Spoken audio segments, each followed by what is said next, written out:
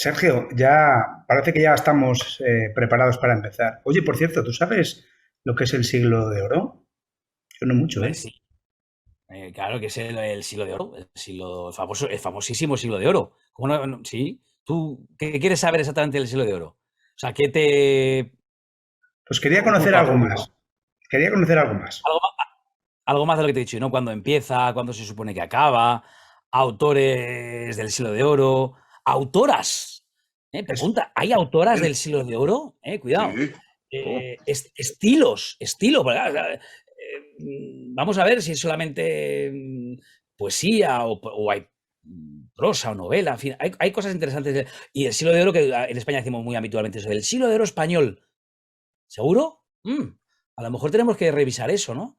Bueno, ¿quieres que hablemos con gente que sabe del tema? Más sí, por que me ponga yo favor. aquí a divagar, a disertar. Bueno, ya habéis adivinado, hola a todos, que el programa de hoy se titula Siglo de Oro. Empezamos. Y pasando por la rúa me he puesto un poco nervioso. No sé cuánto tiempo más podré aguantar. He planeado en mi cabeza 1000 veces este momento y me digo, va, que puede salir mal. Y pasando por la plaza, todavía más nervioso, te miro y de una vez me atrevo a preguntar: ¿has visto cómo se ilumina Salamanca a las 8? Pues tú brillas más aún que la ciudad.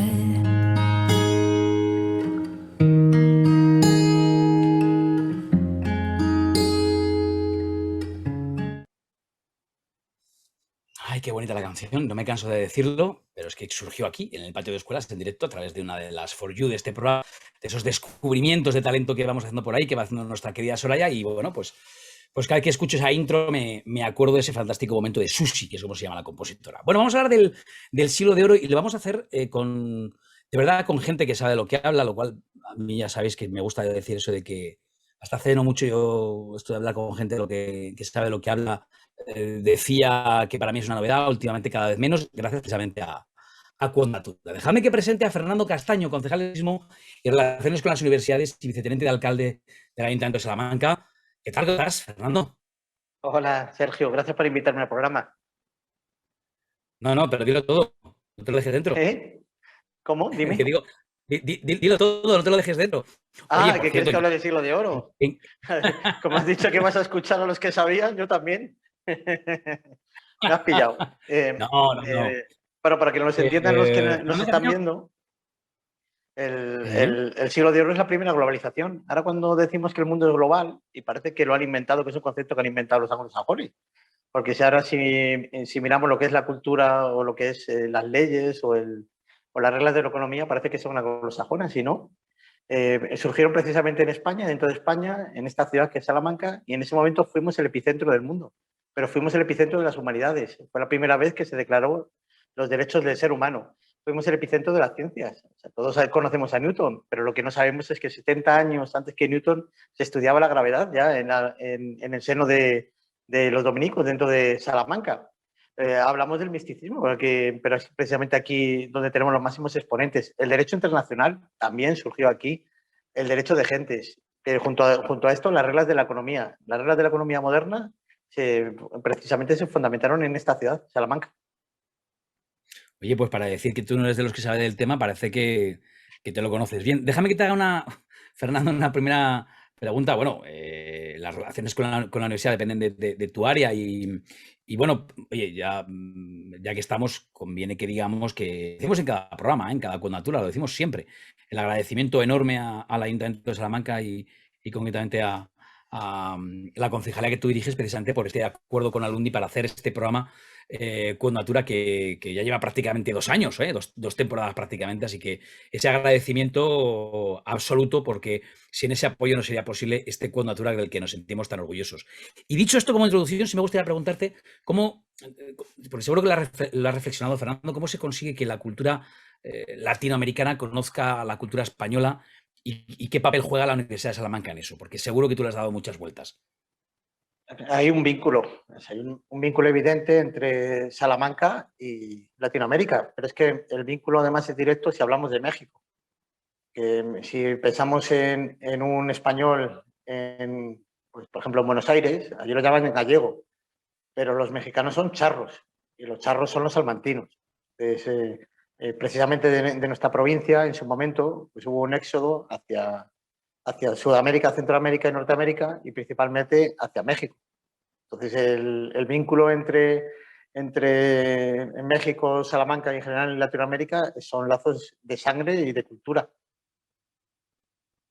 Pues mira, me la has puesto votando, Fernando, para presentar y saludar a Román Sánchez. Román Sánchez Fernández es presidente del capítulo Alumni USAL en México y del Consejo de la Crónica de la Ciudad de México y otras muchas cosas, doctor en Historia del Derecho por la Universidad Nacional Autónoma de México, la UNAM, y también por la Universidad de Salamanca, catedrático de la Facultad de Derecho también de la UNAM. Bueno, Román, bienvenido hasta tu casa, también a Quod Natura. Gracias, Sergio. Gracias a todos en Quod Natura y especialmente al capítulo Alumni de Salamanca y a Fernando, el concejal de turismo de la Universidad de Salamanca, encargado de celebrar las efemérides del siglo de oro español en donde nacen las humanidades, donde nace el sentimiento de las bellas artes y especialmente eso llamado siglo de oro, que es un crisol de artes, vanguardias y revoluciones para el mundo hispánico y el mundo iberoamericano. Es un honor y un privilegio acompañarlos. Oye, Román, ¿tú compartes esa primera idea? No sé si provocadora, siendo de Fernando Castaño, algo de provocación tiene que tener, seguro. De que cuando hablamos del siglo de oro, ¿hablamos de la primera globalización?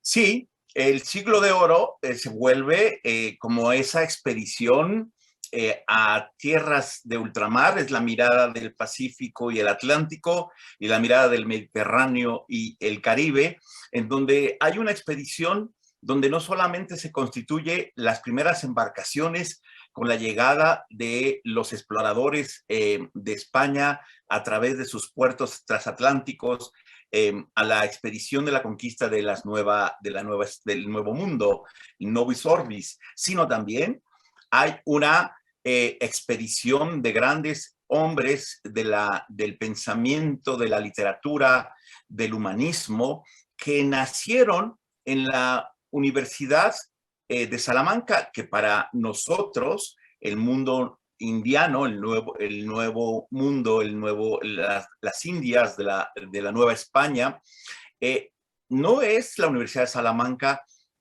más que la institución más antigua como universidad, es la madre de las universidades para Iberoamérica y es la alma mater de todas las universidades en la que sus hombres que llegan a través de esta expedición, de esta globalización, son en su primera expedición un discípulo de la cátedra de Derecho Canónico y de Derecho y Retórica, es la filosofía del gran Francisco de Vitoria, se lo traslada a los grandes hombres como Francisco Cervantes de Salazar, el primer rector de la Real y Pontificia Universidad de la Nueva España en México y primer cronista de la Ciudad de México.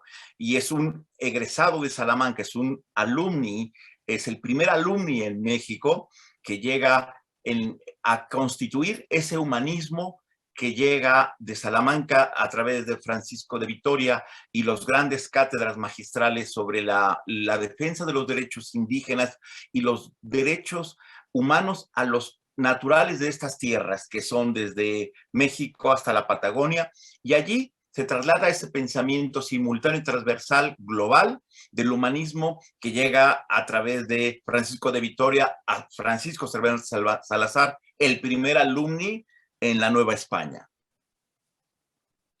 Qué bueno, como me gusta decir que aquí Quod Natura debe servir para conectar conocimiento y creo que aquí está quedando más que claro, ¿no? Como lo estás haciendo. Quiero sumar a esta conversación a Alejandro González Acosta. Alejandro es doctor en Letras Iberoamericanas por la Facultad de Filosofía y Letras de la UNAM, catedrático e investigador adscrito al Instituto de Investigaciones Bibliográficas de la Universidad Nacional Autónoma de México, cofundador del Seminario de Cultura Literaria Novohispana en el Instituto de Investigaciones Bibliográficas de la UNAM, y no pienso seguir enumerando cosas porque sería inacabable, Alejandro, ese excelso currículum. Bienvenido a Conatura también. Muchísimas gracias a los organizadores, a todos ustedes, los anfitriones, que nos permiten, bueno, pues comunicarnos de uno al otro lado del océano y sostener este diálogo que siempre debe ser permanente y cada día más sólido y más profundo entre España y América. Oye, quiero preguntar, bueno, permitidme a los tres que os tutee, por la, Claro. la confianza y por lo que nos une, ¿no? Que es esa línea transversal que nos cruza a todos, que nos ha cruzado a todos como alumni, como bueno, pues miembros, ¿no?, de esta comunidad hispanohablante, que es esta Universidad de Salamanca, por la que os quiero preguntar a los tres, ¿no? Empiezo por ti, Alejandro, ¿qué significa, en términos de lo que estamos hablando, ¿no?, de esa importancia de la presencia de España en toda Latinoamérica, en particular en México y en particular la Universidad de Salamanca? ¿Qué crees que significa la USAL, la Universidad de Salamanca en México? Bueno, en realidad es innegable que la Universidad de Salamanca, digamos que es la universidad madre, no solo de numerosas universidades españolas, sino también de las universidades americanas. De hecho, cuando se establece la Real y Pontificia Universidad de México, se toma como referencia precisamente los estatutos de la Universidad de Salamanca para regir la vida académica de esta institución. Entonces, la importancia es tan grande que resulta no solamente innegable, sino también evidente y permanece hasta la actualidad. Es decir, es el referente que se establece los cimientos de nuestras universidades americanas. Y entonces, pues, a partir de ahí, se puede trazar el recorrido y el desarrollo intelectual, profesional, cultural de los pueblos, de las culturas de este lado del Atlántico, ¿no?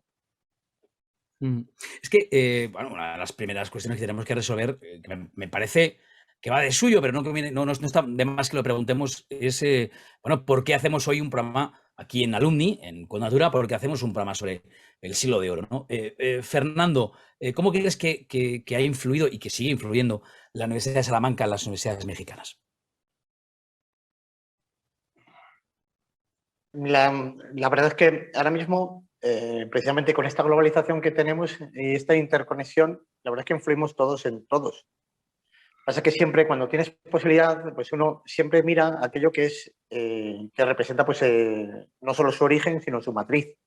Entonces ahí a mí me gustaría hacer previamente una precisión, porque cuando hablamos de Nuevo Mundo, olvidamos que era un mundo todavía más antiguo que el europeo, que precisamente aquellas civilizaciones olmecas, mayas o aztecas o incas, pues eran unas civilizaciones milenarias con una antigüedad muy superior en ese momento a lo que era la civilización o la sociedad europea. Y teniendo en cuenta esto, pues, se produce una confluencia, y esa confluencia es lo que ha producido pues, lo que es la idiosincrasia especial pues, pues en este caso de México o de cualquier país de Latinoamérica. Y siempre cuando uno progresa, porque en Latinoamérica las universidades, hay algunas universidades que son gigantescas, que son más grandes que ciudades.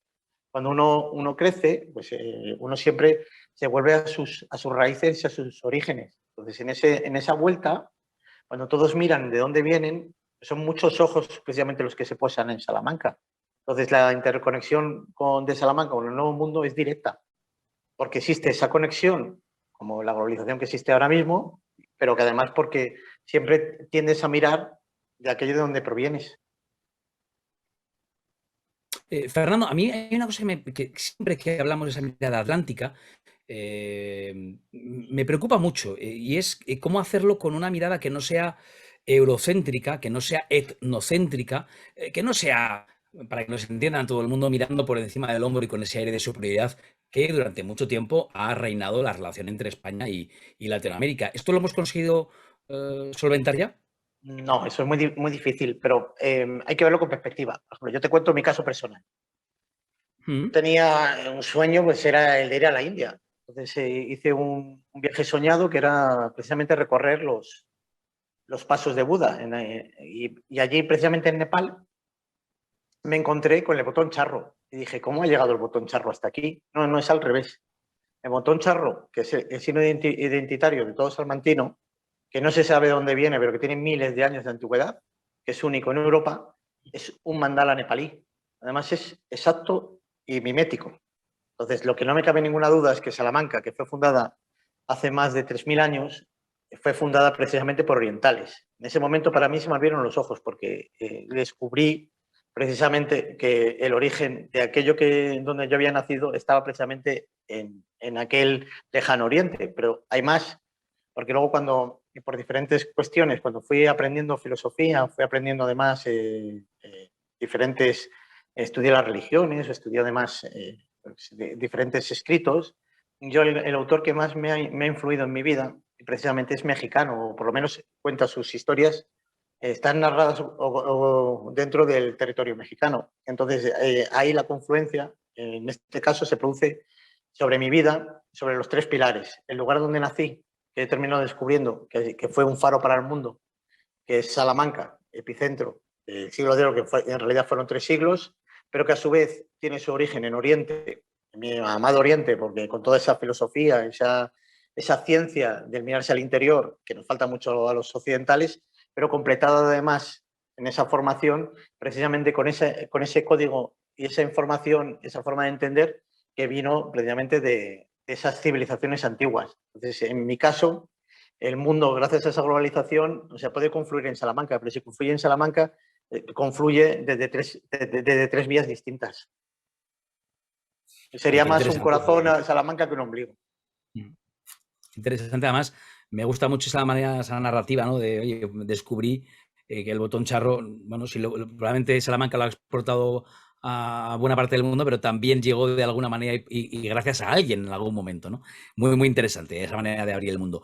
Román, te quiero preguntar lo mismo que le preguntaba tanto a Alejandro como a Fernando, ¿no? La influencia de Salamanca, de la Universidad de Salamanca, por un lado, incluso de la ciudad de Salamanca, por otro, pero también en esa obsesión por que al menos algunos tenemos, bueno, pues por ese acercamiento ahora a Latinoamérica, que creo que España tiene que volver a liderar, pero no desde una posición paternalista, como hemos hecho en algunas ocasiones, o incluso peor, ¿no? Con violencia y todo lo que todos sabemos, ¿no? ¿Esto hemos conseguido resolver, en tu opinión?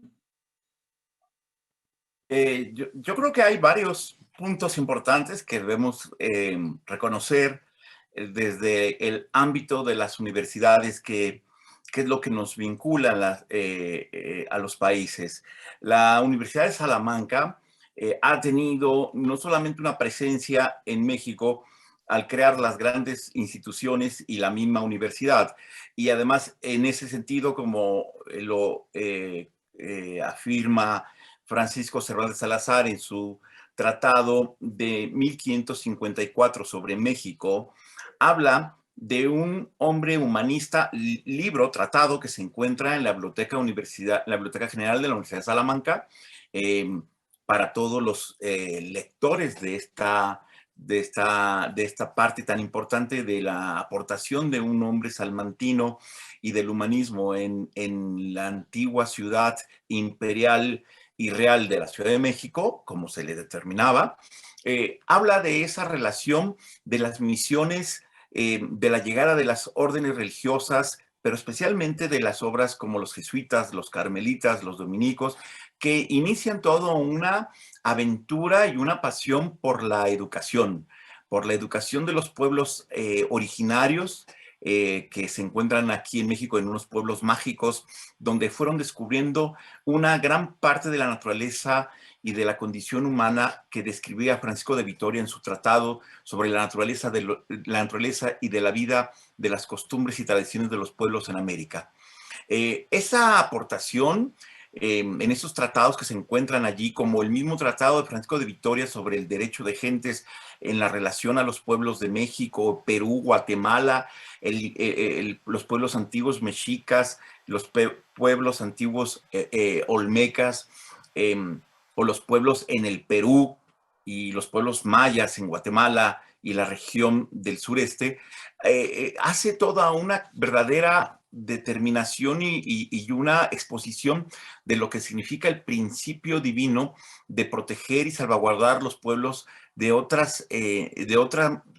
mundo, y al mismo tiempo de enseñarlos a la tradición antigua, de empezar a hacer no solo una evangelización espiritual, sino también una formación para la enseñanza del español, y asimismo se constituye una gran conquista, porque tenemos que las grandes instituciones como San Pablo o la Escuela de Tlatelolco en la Ciudad de México, se forman los mejores traductores gracias a esa escuela gramática que surge en Salamanca, la escuela gramática del latín a español, en la que los grandes documentos fundacionales del Imperio Antiguo en México son traducidos para el mundo del náhuatl al latín y del latín al español. Entonces, tenemos una escuela de gramática en donde surge con Nebrija y con todos los grandes teóricos de la escuela de las letras y de la semántica y de la gramática, llega a nuestra gran visión del mundo, nuestra fusión y crisol, gracias a estos grandes tratados y a estas misiones que surgen de Salamanca, con la visión de Francisco de Vitoria de lograr la conquista espiritual a través del respeto a los derechos de los indígenas que poblaron América desde la antigüedad. Bueno, tengo una noticia buena y una mala.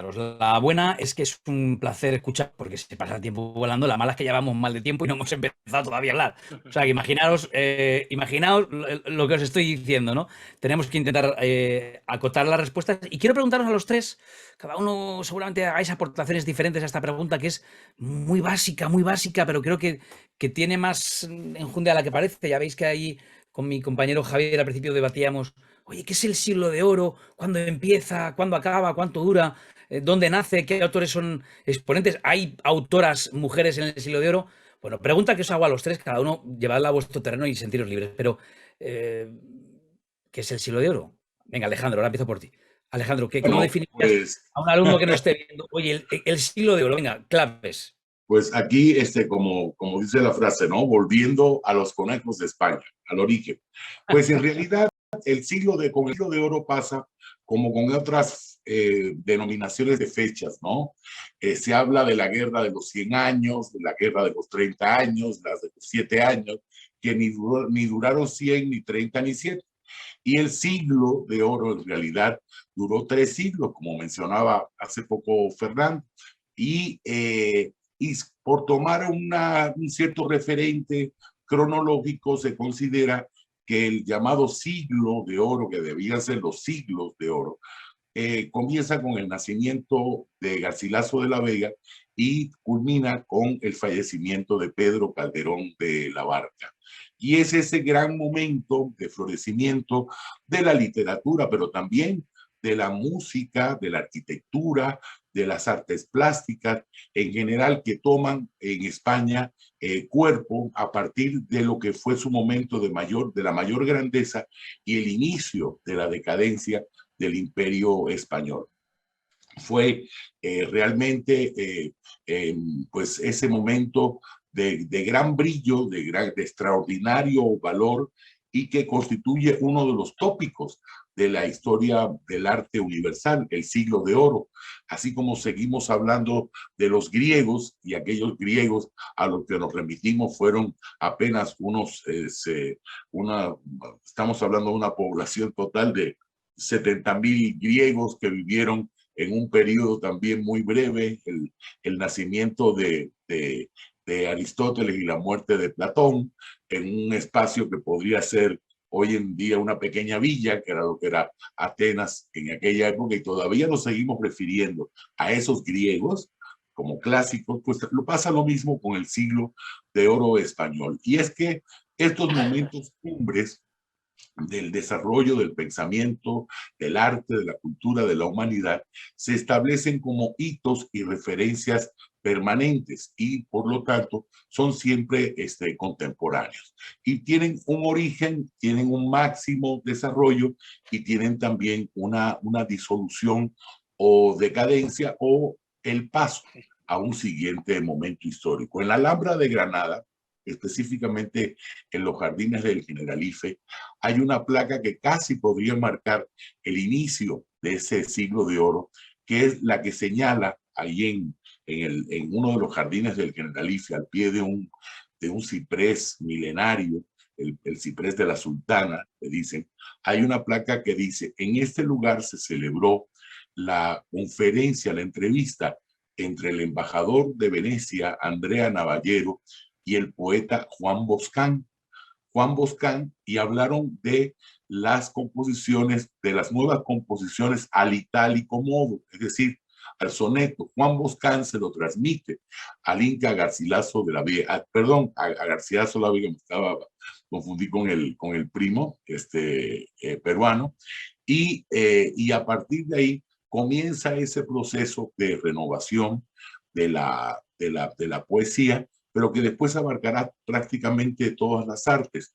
Entonces, de alguna forma, pues ese siglo de oro que incluye grandes personalidades, ya mencioné a Garcilaso de la Vega, a Calderón de la Barca, pero también hay gigantes como Francisco de Quevedo y Villegas, y también como Luis de Góngora y Argote, y figuras femeninas como la que me referiré más adelante, una portentosa monja novohispana que en el siglo se llamó Juana de Aspaje y Ramírez de Santillana, pero que es universal y eternamente conocida como Sor Juana Inés de la Cruz.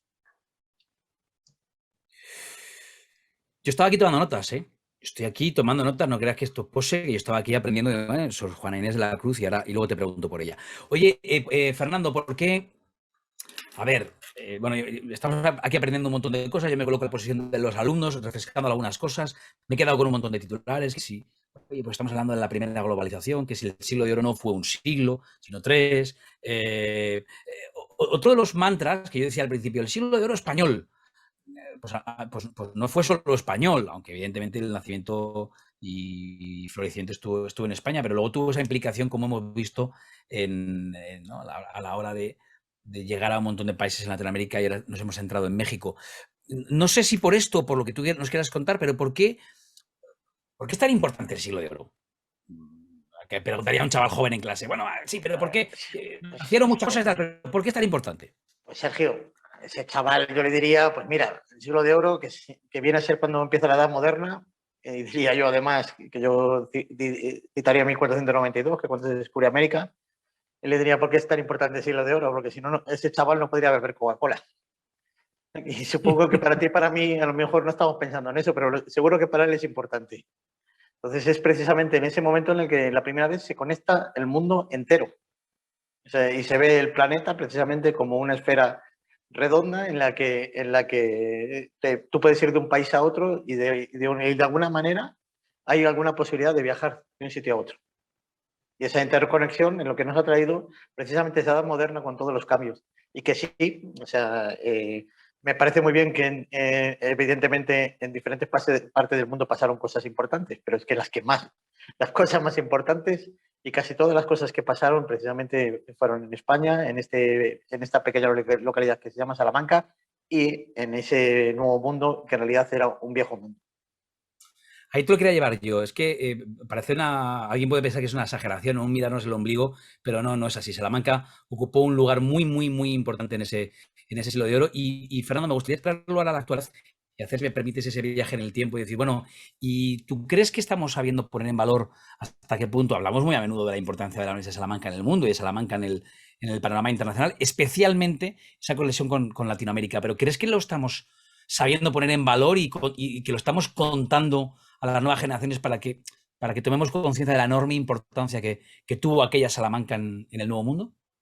Ya sabes tú que siempre existe el tópico de que no nos sabemos vender, pero siempre porque lo miramos desde parámetros anglosajones. Entonces, ahí, si tú entiendes simplemente la conexión que hay con el mundo, y además, en cuanto te paseas un poco por Salamanca, te darás cuenta de que en esta universidad no solo se han formado muchísimas personas precisamente de Latinoamérica, que además muchos de ellos han llegado a presidentes y a cargos importantísimos, sino que todavía, a día de hoy, o sea, somos receptores muchísimos alumnos que el día de mañana van a hacer cosas importantes y que precisamente vienen de esos países. Eso es lo que te da precisamente esa importancia, la importancia como centro de formación de futuro. Y Salamanca está bien viva. O sea, somos la ciudad del mundo, o de una de las ciudades del mundo con más vida, tanto por el día como por la noche, y con más juventud.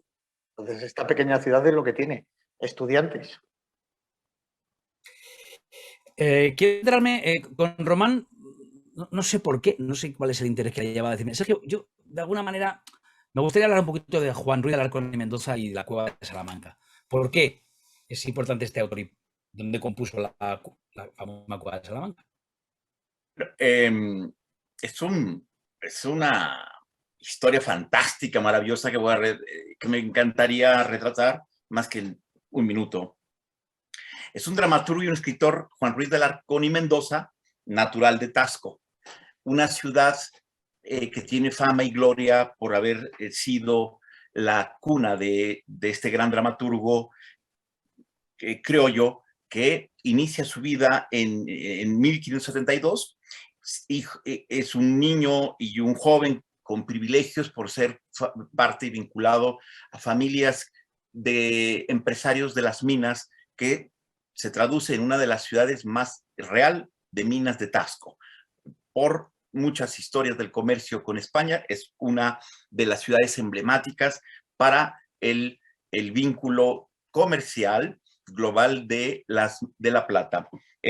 Estudió gramática latina, escolástica, filosofía moral, pero lo importante de este dramaturgo y poeta Juan Ruiz de Alarcón y Mendoza es que se vuelve uno de los hombres más interesantes en la escena del siglo de oro. ¿Por qué? Porque los estudios que Juan Ruiz de Alarcón inicia los encontramos en la Universidad de Salamanca, en la que existen actualmente en el acervo histórico del archivo de la Biblioteca General 4 documentos que han demostrado que este dramaturgo se matriculó en Derecho Canónico, terminó la carrera en Derecho Canónico y después de terminar en Salamanca inicia una gran y fantástica relación epistolar o centón epistolar, como lo llama Antonio de Viterbo, el gran historiador de la época, que habla del conde duque de Olivares, de los grandes personajes de su época, y habla especialmente de un hombre que está vinculado al conde duque de Olivares, quien además estudió también Derecho Canónico en Salamanca en su misma época. Juan Ruiz de Alarcón tiene de alguna manera una relación epistolar con el conde duque de Olivares, en la que lo lleva a ser un personaje importante en el Consejo de Indias como relator, lo que se llamaría ahora ombudsman o defensoría del pueblo de México o de España o del Perú. Este hombre tiene Pero qué interesante lo que estás contando. Yo pensaba que el ombudsman era una cosa muy moderna, que nació hace muy poco tiempo, ¿no? Y nos estás contando que entonces no sé, el padre, si quieres, del defensor del pueblo viene de lo que nos estás narrando. Sí, viene de la obra de Francisco de Vitoria, en la que habla que debe haber relatores en los consejos de Indias, en México, como en el Perú, como en Guatemala, para conocer lo que sucedía en estas tierras y dar a conocerlo en la corona española, para que se pudiera conocer cuáles eran por ejemplo, el derecho de la defensa de los indígenas. La obra de Francisco de Vitoria no solamente es una obra filosófica, teórica del derecho de gentes o el derecho internacional. Allí también está la estructura de lo que son ahora el ombudsman en Suecia y en Alemania, porque surge los principios fundamentales de la dignidad del hombre. principios y valores renacentistas antiguas y desde la antigüedad medieval, en el más elevado medioevo de universidades y instituciones, la dignidad humana. Y Francisco de Vitoria la traslada en Salamanca y un hombre como Juan Ruiz de Alarcón y Mendoza, estudiando Derecho Canónico con estos personajes, él lo nombran el hombre fuerte en México para que él se dedique a la relatoría del Consejo de Indias para dar a conocer la defensa de los derechos indígenas de tierras de los indios frente a las propiedades nuevas que estaba iniciando un imperio en México. Ese es, por ejemplo, una reflexión jurídica del derecho de tierras, y había un tribunal de derechos de aguas, como existe en España o como en México, y de tierras para proteger los derechos de la propiedad de los indígenas que tenían sus tierras y sus cultivos de maíz y todo lo que sabemos de verduras y maravillosas costumbres indígenas. Se debe a que estos relatores son los hombres que intermedian la defensa en España y que el rey Carlos V impone en una cédula real que se constituya una casa de Indias y un consejo de Indias para dar a conocer y defender los derechos indígenas. ¿Verdad que me parece súper interesante? Te hacía un gesto así con la mano y digo, es que tenemos que avanzar, porque si no, es que cada una de las, me gustaría decir, las ventanas que vamos abriendo es un mundo en sí mismo. Así, dime, Román, breve, por favor. Sergio, pero este personaje, además de ser importante en este mundo del derecho canónico y las relaciones y las amistades con el conde de Olivares, lo vuelve un hombre de mucho poder. Y sabemos que en esta época la representación y las cartas allí que están dadas a conocer y que las tenemos en el archivo de Simancas en Valladolid, encontramos toda esta correspondencia del gran conde duque de Olivares con un amigo que es este criollo Juan Ruiz de Alarcón y Mendoza. En 1607 comienza su reconocimiento como escritor y poeta y dramaturgo. ¿Por qué su importancia que tiene para la corona española y su representación y su nombramiento por una ordenanza real para que represente el Consejo de Indias y ser el relator? Hay un aporte importante que pertenece a 1622, cuando forma parte de la Academia Literaria de Sebastián Francisco de Medrano, junto con Lope de Vega, junto con Góngora, Quevedo y Tirso. Esa es una verdadera importancia en mi personaje, nuestro personaje, Juan Ruiz de Alarcón y Mendoza, que nos hace entender por qué del salto de las artes, de la vida, del derecho canónico y la vida pública para la corona, se vuelve un hombre de las artes y con un gran prestigio que lo hace escribir Las paredes oyen en 1622, La cueva de Salamanca en 1621, en el que sabemos que es el centro de aquella imagen, la cueva de Salamanca. Para los jóvenes que siguen Cud Natura y este programa de Alumni, nos permite saber que el Siglo de Oro nos enseña que un personaje como Cervantes, Juan Ruiz de Alarcón, escribe bajo esa influencia de Cervantes Saavedra, que es un entremés, una comedia, La cueva de Salamanca, que es el lugar donde van los viajeros para llegar a Salamanca y donde se vuelve el crisol de encuentros. Un viaje que podía ser como el viaje del camino jacobeo para llegar a Salamanca. Y escribe La cueva de Salamanca. Después escribe en 1923 Ganar amigos, La verdad sospechosa, que también hay una discusión sobre la atribución a su obra por la época, junto con las obras del gran Cervantes y los grandes poetas del Siglo de Oro. No hay para más de Juan Ruiz de Alarcón y Mendoza, que hemos aprendido, los que no lo sabíamos, que es un referente y un nombre que tenemos que subrayar. Ya lo he hecho aquí lo que tú nos querías contar de él, del Siglo de Oro. Y discúlpame que vaya a salto de plata, porque nos quedamos sin programas, que nos quedamos sin tiempo. Y tenemos que conocer todavía, tenemos invitados, tenemos que presentar a una chica que nos va a hablar algo maravilloso de la cultura inca y maya, que ya ha salido aquí. Y antes quiero pasar un momento a Alejandro y un nombre que dejó ahí colgando y no quiero que se nos pase, que es el de Sor Juana Inés de la Cruz. No tenemos una hora para una disertación, pero sí unos minutos para que nos explique bien la importancia de esta poetisa. Esto es muy moderno. Sor Juana Inés de la Cruz. Claro, la importancia de Sor Juana es que siendo una criolla, es decir, nacida en el virreinato de la Nueva España, en un pueblo que tiene hasta un nombre simbólico, Nepantla, que significa lugar entre dos montes, Amecameca, toda esa zona mágica. Ella ingresa muy joven en el convento de las hermanas de Jerónima, y desde ahí, desde el convento, desde ese mundo tan reducido, sin embargo, produce una obra literaria, especialmente poética, pero también autos sacramentales, comedias, prosas memorables como la famosa, la llamada carta atenagórica y la carta respuesta a Sor Filotea de la Cruz, que se considera como uno de los primeros documentos de feminista. Ella alcanza el reconocimiento de los escritores de su época y la ponen al mismo nivel de Lope de Vega, de Góngora y de Francisco de Quevedo, de Tirso de Molina, del mismo Juan Ruiz. Y de alguna forma en la obra de Sor Juana Inés de la Cruz, y especialmente en su magno poema El Sueño, o también conocido como Primero Sueño, se dice que es la síntesis entre lo que fue la escuela culteranista o culterana de Góngora y la escuela conceptista de Quevedo. Entonces, ella es la síntesis de ambas escuelas que integran ese gran siglo de oro español.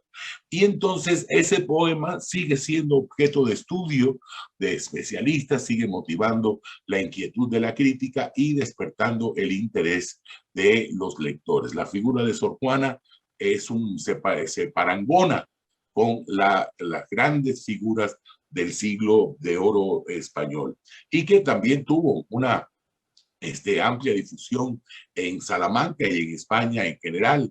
Yo creo que España está en un buen momento para revalorar su historia y para enfrentarla no solamente con entereza, sino también con orgullo. El doctor Román Sánchez hablaba de cómo surge la Escuela de los Derechos Humanos con Francisco de Vitoria, ahí precisamente en la Universidad de Salamanca, y hay además referentes anteriores. En las Cortes Aragonesas existía desde mucho antes la figura del Justicia Mayor, que es prácticamente el primer ombudsman de la historia europea. Es decir, el Justicia Mayor de Aragón era un personaje que presagia la figura del llamado defensor del pueblo posterior. Y también en la misma Salamanca estuvo un cacique mexicano que fue Francisco Tenamastli, que es una figura interesantísima, fue el señor de Nochistán y uno de los líderes de la guerra del Mixtón, que fue llevado por Fray Bartolomé de las Casas, y su proceso que fue enjuiciado es también un referente importantísimo de la defensa del jus gentorium, es decir, del derecho de gente que establece España mucho antes que cualquier otra potencia europea. Entonces, figuras así, Tenamaxtle, el Justicia Mayor de Aragón, en Granada, la Universidad de Granada, mucho antes de ahora de todas estas ideas de antirracistas y tal, hubo un gran profesor de latín que fue un negro, Juan Latino, Johannes Latinus. Y yo creo que esta historia de España debe servir para motivar sobre todo a los jóvenes que hoy en día se enfrentan a la disciplina, para enfocarla con ojos nuevos y estudiar estas figuras que son altamente representativas, pero además de un valor simbólico y significativo muy grande para nosotros. Duda. Te agradezco el esfuerzo de síntesis, sobre todo porque no era fácil, porque además es que... En fin, Oye, yo tengo una pregunta así genérica que va a parecer una tontería. Fernando, Román y Alejandro, tenéis que responder en 20 segundos. ¿Cómo sabéis tanto? ¿Cómo lo hacéis? Paséis la vida... Fernando, ¿esto es una cuestión de porque decía Fernando al principio de la conversación, no, si yo vengo aquí a aprender ya, pero escuchándos uno siente una especie de enorme abismo y complejo de bueno, esta gente de dónde saca tanto tiempo para saber tanto, ¿no? Por cierto, Fernando, ya que no vais a responder a la pregunta retórica, te pedíamos, y tú si quieres, te pido que tú hagas la introducción de una chica que se llama Tatiana Bernaldez, que ahora nos va a acompañar. Ya conectamos con ella. Yo decía que, bueno, que es licenciada en diseño gráfico, representante de las mujeres indígenas, y por eso queríamos contar con su voz aquí con nosotros en México. Y recomendación de Fernando, que nos dijo, oye, ponernos en contacto con Tatiana, que es un perfil bien interesante. ¿Por qué? Fernando, danos un poco la introducción y si ya la saludamos. Sí, lo primero te quiero responder a la pregunta retórica, si me dejas. Te diría Claro. lo que dijo Groucho Marx. Debo mi gran cultura a la televisión. En cuanto encendía la tele me iba a la biblioteca a leer un libro. Y en el caso de Tatiana, pues lo que es una persona muy, muy sorprendente. Es una persona que ha estado además, es muy viajera y ha tenido inmersión en muchos de los pueblos indígenas. Y sobre todo es muy estudiosa de los lenguajes antiguos y de la codificación, o sea, de la descodificación de los mensajes que hay precisamente en esas culturas. Entonces, ella además tiene un conocimiento bastante amplio de esas culturas y sobre todo de lo que pueden aportar precisamente en esta sociedad moderna, porque es curioso que ellos, en esas culturas se habla de estos tiempos de como de un cambio de era, llaman el Pachacuti, y de alguna manera habían predicho pues grandes los cambios sociales que están produciendo, incluso cosas que no son tantos cambios pero que lo producen, como es el COVID-19, y ellos además lo asocian precisamente a las fases del Sol, que es curioso que el Sol ahora mismo tiene más capacidad magnética que hace siglos. Se ha producido un desarrollo precisamente de esas erupciones solares. Entonces, no sé, sin más, yo creo que con que ella se presente, yo creo que los que nos están viendo se van a hacer inmediatamente una idea de ella. Tatiana Bernaldez, buenas noches, ¿cómo estás? Piali piali más cuali yowalten, más cuali tonten, más cuali xihualacan, Ika Hueyaltepet, Salamanca, Ika Iwan Hueyaltepet, Mexicaltepet. ¿Qué tal? Hola, ¿qué tal? Buenas tardes. ¿Se trabó? Muy buena, sí, fantástico. No he entendido nada, pero suena muy bien. Bueno, buenas tardes o noches a todos los que nos están viendo, los que se encuentran escuchando nuestra palabra. Muy agradecida de estar en este espacio con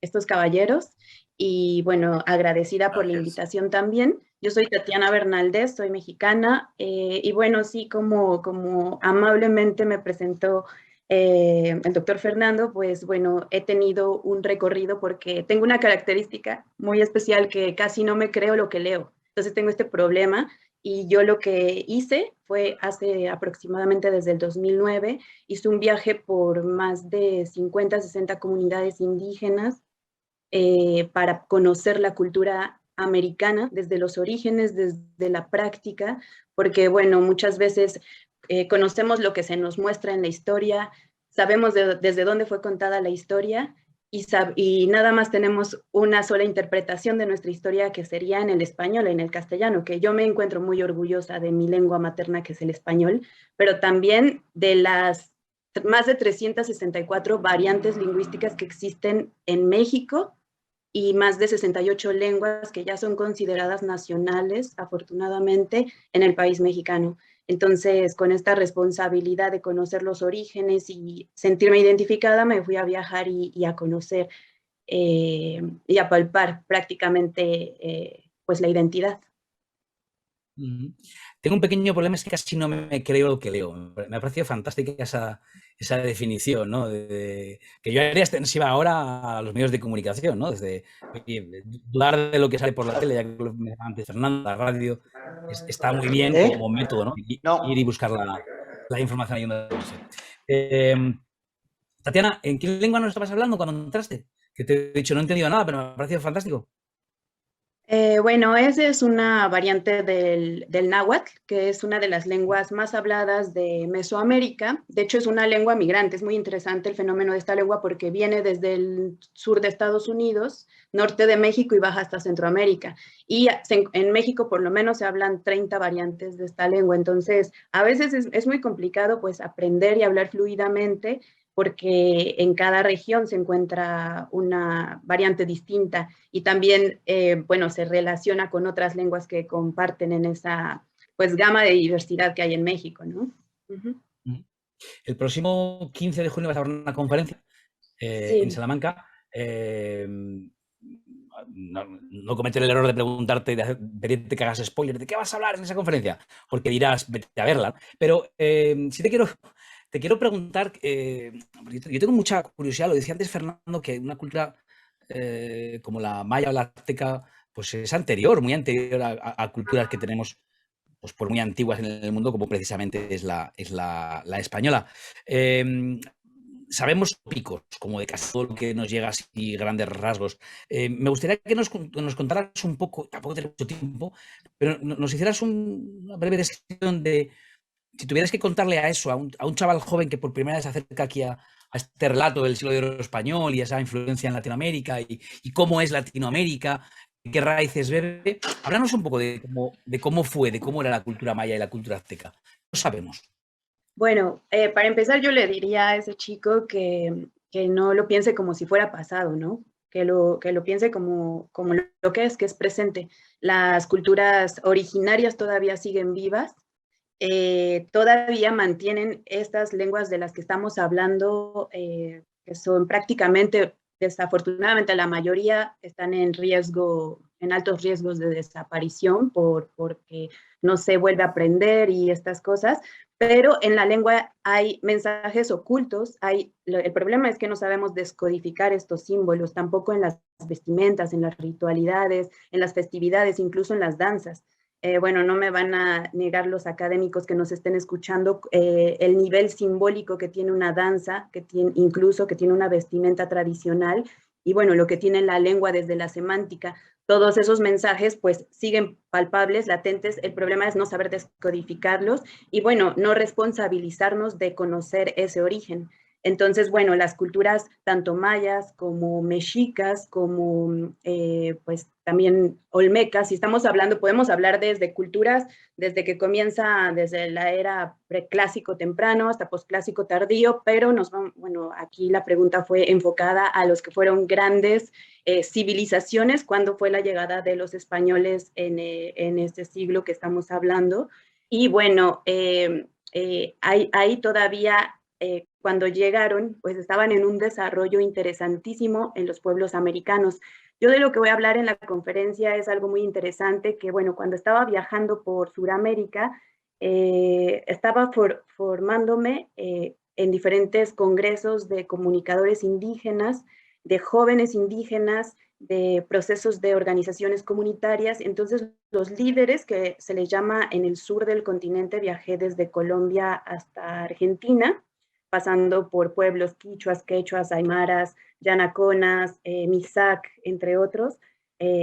Entonces, bueno, ahí el mensaje que nos daban los abuelos, los taitas, es como si dijeran los abuelos, o los amautas, que son llamados los maestros, los que llevan la tradición oral, era acerca, bueno, eso fue hace como 10 años, que nos decían, ya va a venir el Pachacuti. Yo voy a hablar de este concepto de Pachacuti, porque también se comparte con un concepto que se quedó registrado en la historia, en los códices, se habla de esto de Tezcatlipoca y Quetzalcóatl. Muchas veces hay una confusión y bueno, desde la tradición oral se sabe que estas eran eras más allá de personajes.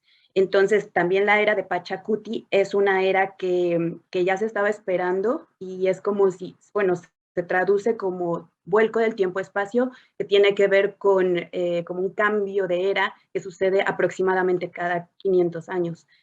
Entonces, esto coincide perfectamente con la llegada de los españoles, como se dijo hace un momento, la primera globalización, bueno, estaríamos viviendo una segunda globalización, un segundo cambio de era, cambio de sistema de todo tipo. Y bueno, para no adelantar demasiado, puedan asistir a la conferencia, pues están todos muy invitados.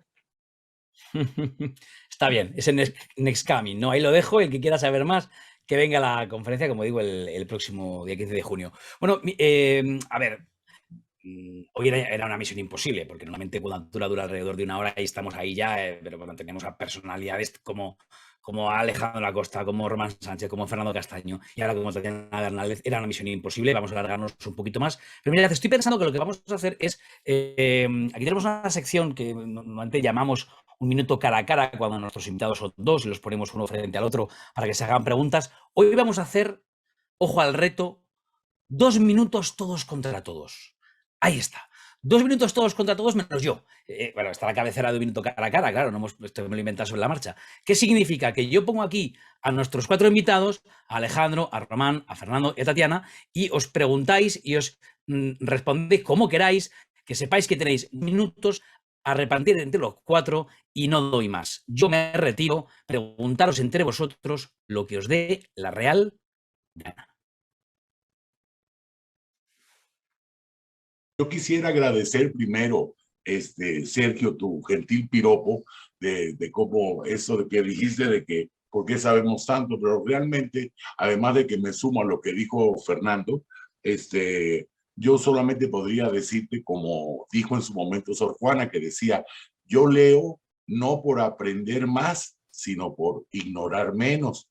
Pero al final, creo que mi epitafio va a ser precisamente el mismo de un ilustre maestro en Salamanca, que fue el padre Mariana, que dispuso que para su epitafio dijera, aquí yace un estudiante de mediana pluma y labio que se afanó por ser sabio y murió al fin ignorante. Entonces, ya con ese preámbulo, lo que sí me gustaría preguntarle, porque me interesa mucho el tema que expuso Tatiana, y me interesa personalmente porque hace mucho tiempo me llamó mucho la atención la similitud que existe entre la figura entre dos figuras pertenecientes a las religiones prehispánicas, que es la figura de Quetzalcóatl en la cultura mexica y precisamente y la figura de equivalente en la cultura de quechua. Precisamente hay un estudio que hice comparando las crónicas del Inca Garcilaso de la Vega con la crónica mexicana de Fernando Alvarado de Sosomoc, y es en relación con la figura de este mito fundamental de la cultura quechua. Entonces me interesa mucho ese tema porque hay un cierto paralelismo entre estas dos deidades, ¿no? Antes de que Tatiana responda, que me meto yo, no sé si veis el relojito que hemos puesto a la inferior derecha, que ahora pone segundos. En principio iban a ser 2 minutos entre los 4. Vamos a volver a poner 0, ¿vale?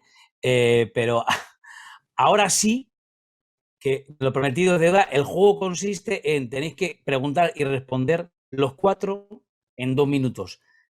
Esfuerzo de síntesis máximo en titulares. O sea, alguien diría, no, es que yo no sé, estoy muy profundo como para hablar en formato Twitter. Pues hacerlo en haikus. Pero tenemos 2 minutos entre los 4. Tatiana, ahora sí, tu pregunta y luego seguís Román y Fernanda. Bueno, responde a la pregunta. Muy interesante el tema de cambio de era que se puede asumir como otras entidades para poder ser comprendido dentro de una cultura o para... a mí me parece que las leyendas son este tipo como de narración que puede ser recordado muchísimo más tiempo. Por eso se narra de esta manera y por eso queda como tan difuso el sentido. Entonces, muy interesante. Creo que no hay nada de tiempo para que explique lo que quiero explicar, pero otra pregunta es, por ejemplo, de Juana de Asbaje. Yo me siento muy identificada con este personaje. De hecho, fue mi primera inspiración porque aprendí a leer, pedí que me enseñaran a leer a los 3 años y medio, como ella. Y bueno, ¿cuál es la posición como femenina que podría tener dentro de un siglo de oro español o un siglo de oro, pues considerando el contexto y la época? Sí, fue la gran figura femenina dentro del siglo de oro español. Es decir, también hay otras poetisas que estuvieron en la época, pero yo creo que la que más relevancia mundial ha alcanzado por la calidad de su obra, por su voz, es precisamente Sor Juana Inés de la Cruz. Y no es casual, yo creo, que haya sido una criolla novohispana la que fue capaz de traducir y de legar esa importante herencia de la voz de la mujer en la cultura universal. Entonces, son esos puentes, esos vasos comunicantes que hay, esas sonoridades que nos van llegando, esos puentes a los que me refería en lo que estás estudiando, Tatiana, que te mencionaba ese paralelo entre Quetzalcóatl y la deidad Viracocha, que son tan semejantes porque responden a un mismo sentimiento. Y lo mismo pasa con Sor Juana y las mujeres españolas, digamos, peninsulares de la época. Ella traduce también los sentimientos de ellas, pero desde su propia voz. Fernando, Román, no sé si quieres preguntar algo. Sí, porque preguntarle a Fernando en esta efeméride que vamos a colaborar en términos de que el siglo de oro en Salamanca, una influencia y un espejo para México y Iberoamérica, propongo 2 preguntas. No voy a dar respuestas porque no nos da tiempo. Una pregunta, Fernando. El capítulo Universidad de Salamanca Alumni crea una representación en el capítulo Alumni USAL en México, que tengo el honor de dirigir con otros destacados miembros de la comunidad salmantina, los alumnis en México.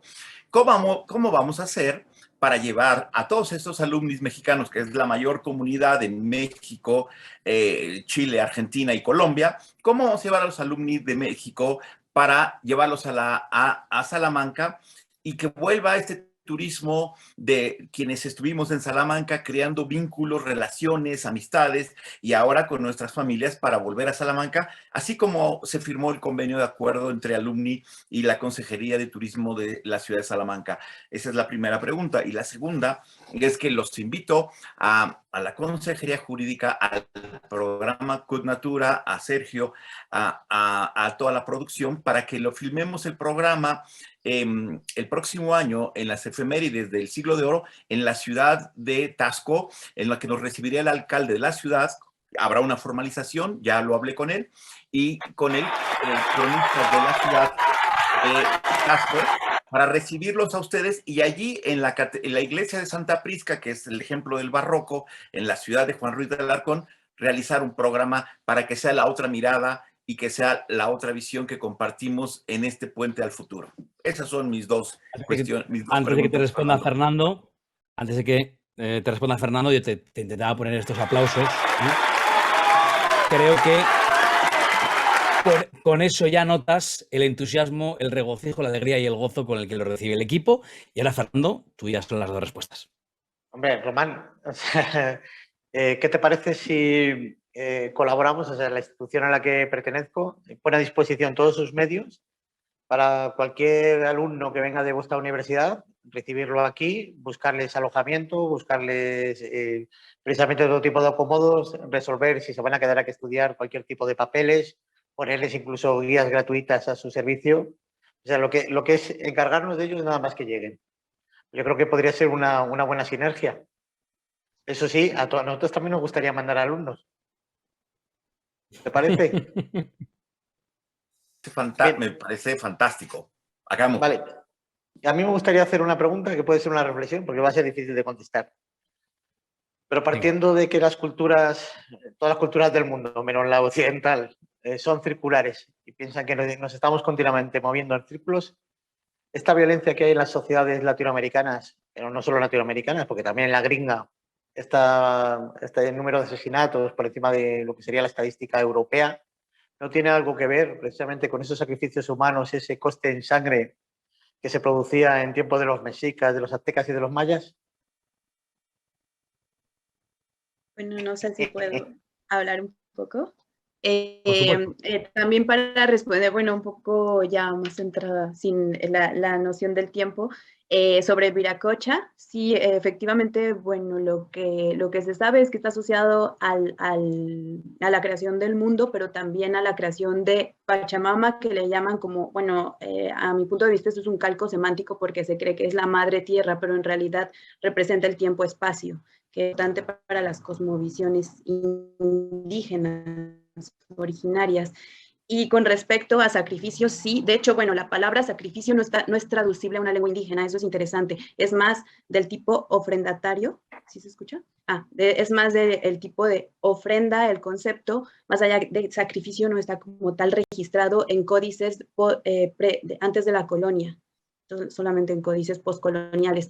Entonces, esto es muy interesante y sí, bueno, realmente la sangre tiene mucho que ver con lo que se ofrecía o se da como ofrenda en los pueblos originarios. De hecho, en contexto ritual todavía se presenta este elemento que en las lenguas indígenas, por lo menos en el náhuatl, el pulso significa el alma y es el correr y el latir de la sangre. Entonces, está muy relacionado con las culturas y está relacionado con la conciencia que se debe tener hacia la relación con las entidades anímicas que están en la tierra y la relación que se tiene tanto con fauna, flora o las entidades que serían representadas como fenómenos naturales. No, eso es lo que puedo decir. Y yo todo lo que puedo decir es que escuchándoos vuelvo a reafirmarme en mi idea anterior de que me hago pequeñito. Ya soy ya de por mí, vengo chiquitín de casa, pero es una gozada de escucharos. No hay tiempo para más. Os invito a que os vayáis a escuchar, los que tengáis cerca, a Tatiana esa conferencia el próximo día 15 de junio, que seguro que es interesantísima. Te buscamos en las redes, Tatiana. No dejes de publicar cosas, que te buscamos. Buscad ahí a Tatiana Bernaldez, porque creo que son cosas muy interesantes que tiene que contar. Digo que no hay tiempo para mucho más. Ahora ya me tenéis que hacer caso, ¿eh? Ahora, o sea, mirad a los ojos. Me tenéis que hacer caso en el tiempo, porque gracias, equipo, por ponerme ahí. Mis nopales, ahí la encontráis, por ejemplo, a Tatiana Bernal. Y estáis pendientes ahí de cuando ya va a dar esa conferencia, dónde y cuándo. Tenemos muy poco tiempo, de hecho estamos fuera de tiempo, pero hay cosas que os tengo que preguntar, porque es que tenemos que preguntarlas. Por ejemplo, Fernando Castaño, rincón favorito de Salamanca. ¿Y por qué? No voy a contar mi rincón favorito. Más que nada...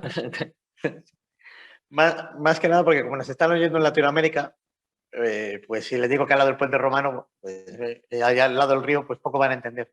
Pero si les hablo de la cueva de Salamanca como un lugar mágico, como una Salamanca diferente, porque si les digo además que en ese lugar fue donde Hércules, según las leyendas griegas, fue donde entró en el inframundo, donde las leyendas nuestras dicen que allí enseñaba y daba clases el demonio, pues entonces ya yo creo que ese punto puede ser incluso un punto caliente y de más interés, sobre todo si son jóvenes los que nos están viendo y pueden percibir Salamanca de otra manera. Nos quedamos ahí, por tanto, con esas ideas.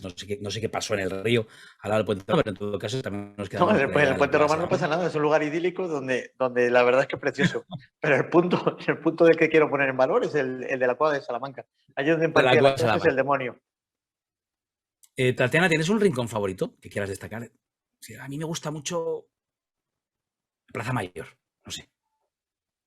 Pues me gustan las bibliotecas de Salamanca, son mis rincones favoritos y me gusta ir a cualquier café porque pues se conocen dinámicas distintas, la gente, me encanta, me gusta mucho, la verdad, muy recomendable.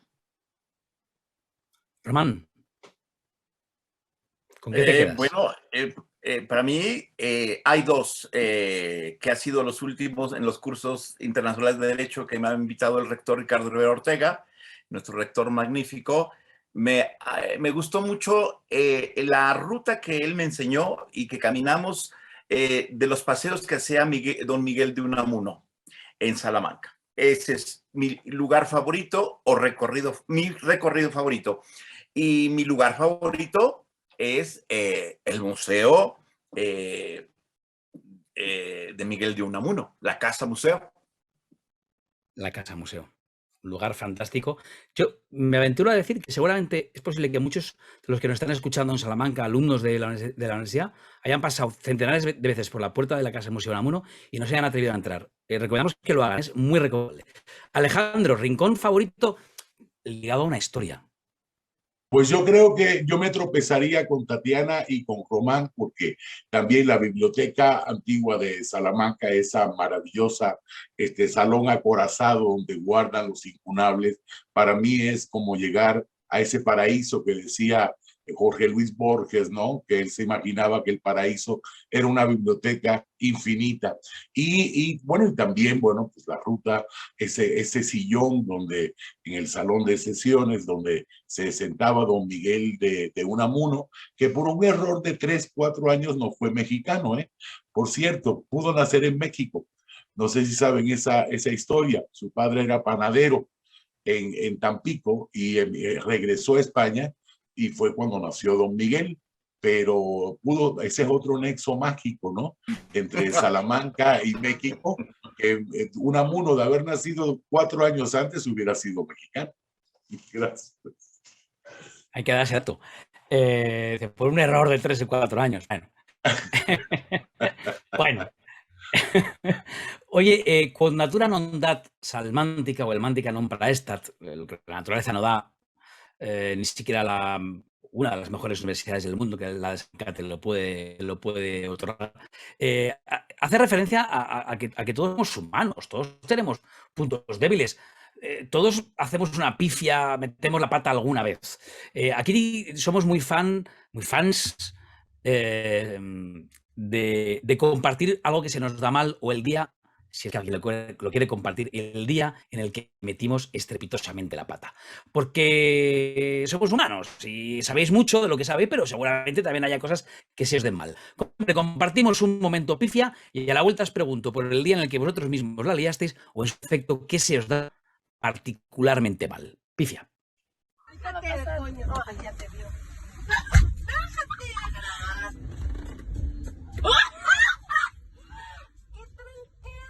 ¿Qué troncazo? No.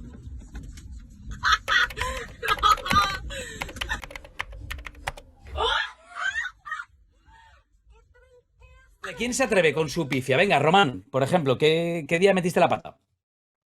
Bueno, en una comida que el rector Rivero Ortega nos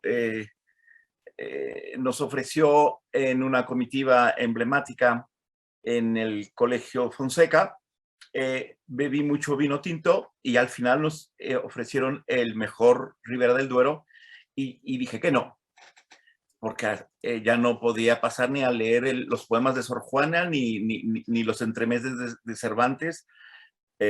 Y me miró el invitado principal y me dijo, no vas a beber el mejor vino del Duero que estamos ofreciéndote. Y fue tremendo haberle dicho que no. Tampoco sabías. No, eso se avisa. Tampoco sabías. ¿Quién se atreve? Fernando, ¿te atreves con una metedura de pata de esos días de tierra trágame? Hombre, Sergio, llegará el día en que un político español reconozca haber metido la pata y que se ha equivocado. Pero ese día no es este. Espera que te pongo los aplausos. Te voy a contar. Espera que te pongo los aplausos. Bueno, pero si quedas con nosotros, que se te da un poquito mal, regular. A mí vamos, tengo pifias de todos los tipos. Yo recuerdo cuando murió mi tío José María, que le quería muchísimo. Mi tío era notario y era una persona muy gorda, pero tuvo cáncer y entonces se había quedado como una sífide. Entonces estaba el ataúd abierto y tenía un traje de encaje blanco y estaba además, vamos, con un tipín. Y yo le dije a mi primo Ángel, digo, mira al tito José María. Digo, fíjate con el encaje y con las flores. Digo, parece la novia de Drácula. En cuanto nos giramos, su hijo que estaba allí. Nos quedamos blancos. Y me dice, Fernando, no me hagas reír, que no puedo más. Tienen que haber puesto la sintonía del Club de la Comedia. ¿Te acuerdas cómo era?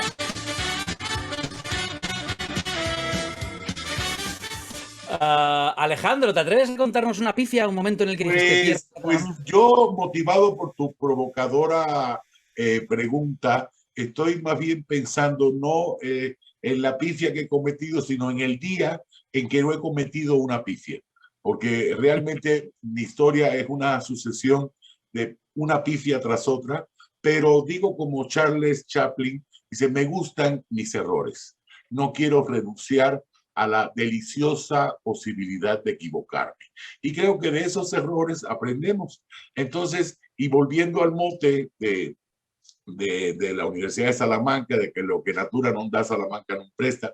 Por cierto, dice el magnífico rector de ustedes que esa frase parece que es una leyenda. Yo creo en general que ninguna universidad te da.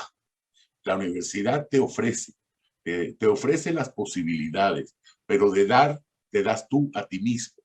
Y entonces ahí definitivamente le corresponde a cada persona recibir lo que por su esfuerzo obtiene y merece, y no por lo que espere que le dé ninguna institución. Entonces, esa debe ser quizás la pifia de hoy, ¿no? Pero haznos una confesión en este momento, confesiones. ¿Hay algo, Alejandro, que esté dé particularmente mal, que en tu casa digan, no, tú no lo hagas? No, bueno, es que son tantas que como las penas que menciona el danzón son tantas que se agolpan unas a otras y por eso no me matan. Entonces son demasiadas las pifias. Haríamos 2 programas verdaderamente, Sergio. Ya. Un día, no te vas a escapar, un día hacemos un especial de todas las cosas que Alejandro Acosta no hace. Okay. No hace medianamente bien. Tatiana, ¿te estás acordando de ese día en el que pasaste un mal rato porque dijiste, creo que he metido...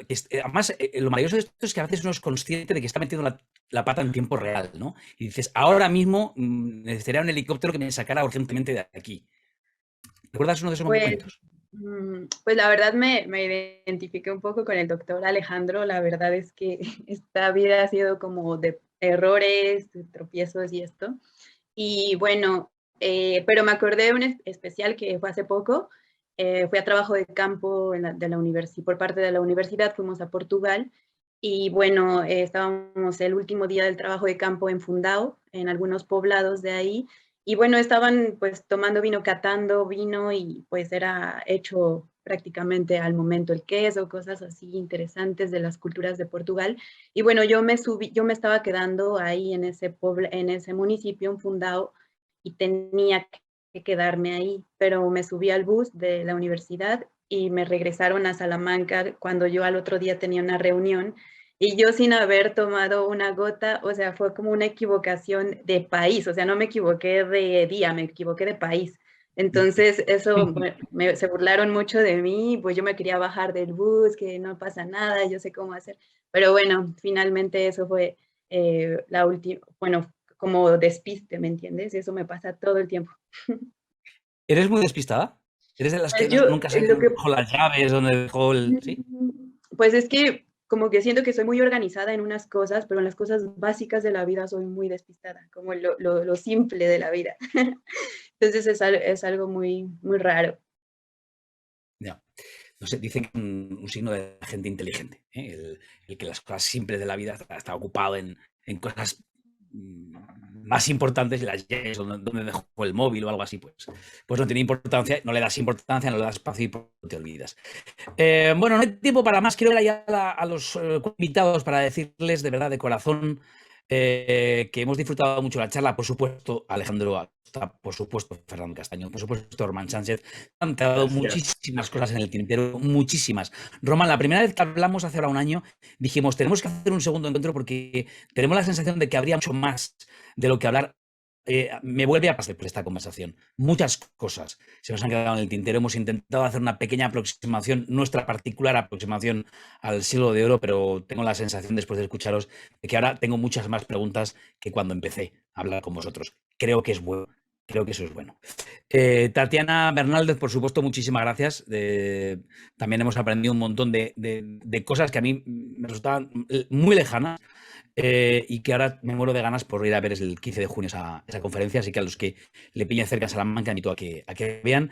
Y a Fernando Castaño quería decir, Fernando, gracias por aguantarnos, queridos. Es que 42 programas de Cuondatura, ¿te acuerdas cuando empezamos? Que fuimos a ver a Fernando Castaño y le dijimos, tenemos una idea. Aquí está, la criatura. Muchas gracias. ¿Tienes apagado el micrófono, Fernando? ¿Tienes apagado el micrófono? A ver.